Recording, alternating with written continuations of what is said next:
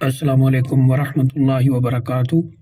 الحمدللہ والصلاۃ والسلام علی رسول اللہ، اما بعد۔ کسی ہمارے بھائی نے پوچھا ہے کہ 15 شعبان کے بعد نفلی روزے رکھنے کا کیا حکم ہے؟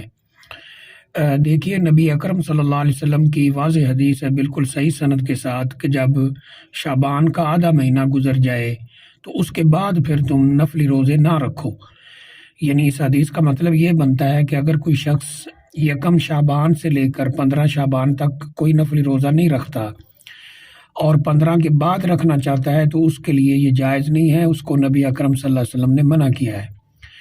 اور اسی میں وہ روزے بھی داخل ہیں جو لوگ رمضان مبارک کی آمد میں رکھتے ہیں، یعنی رمضان مبارک سے پہلے رکھنا شروع کر دیتے ہیں کہ ہم استقبال رمضان کے لیے روزے رکھ رہے ہیں۔ وہ بھی حدیث میں بالکل واضح ہے، نبی کریم صلی اللہ علیہ وآلہ وسلم نے ان روزوں سے بھی منع کیا ہے۔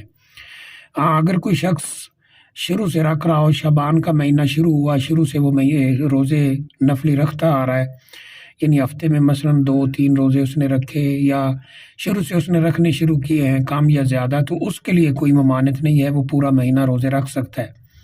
کیونکہ حدیث شریف میں آتا ہے رمضان مبارک کے بعد جس مہینے کے نبی اکرم صلی اللہ علیہ وسلم نے سب سے زیادہ روزے رکھے ہیں وہ شعبان کا مہینہ ہے۔